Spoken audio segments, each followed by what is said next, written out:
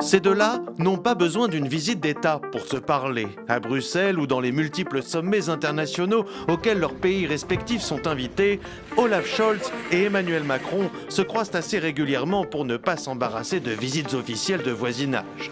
Alors pourquoi cette visite d'État, la plus haute dans l'ordre protocolaire, du président français en Allemagne ? Le dernier déplacement du genre remonte à 2000, c'était il y a 24 ans. À Berlin, Jacques Chirac rencontrait Angela Merkel. Depuis, la relation du couple franco-allemand s'est quelque peu dégradée.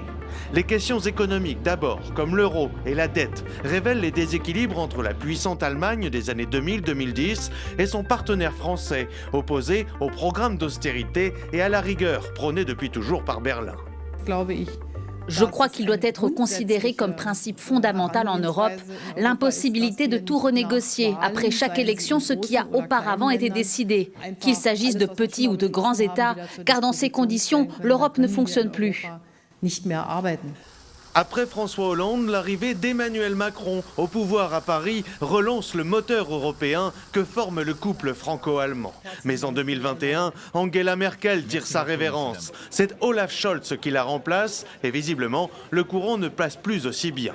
Le contexte international n'y est pas pour rien, avec la guerre en Ukraine d'abord. Là où Paris n'exclut pas d'y envoyer des soldats au sol, la stratégie n'est pas du goût de Berlin. Par extension, ce conflit a fait ressurgir les approches distinctes concernant la défense militaire de l'Union.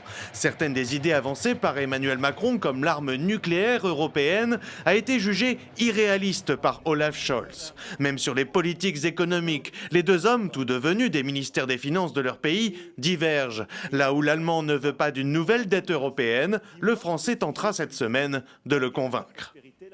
Notre devoir est de redoubler d'engagement avec l'Allemagne pour inventer ensemble ce nouveau modèle et prendre des initiatives audacieuses. Exactement comme nous l'avons fait en 2020 avec la chancelière Merkel.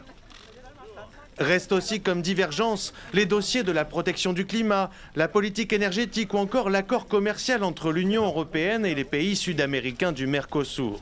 Il y a fort à parier que cette semaine en Allemagne, les deux dirigeants auront à cœur d'afficher l'unité plutôt que les désaccords.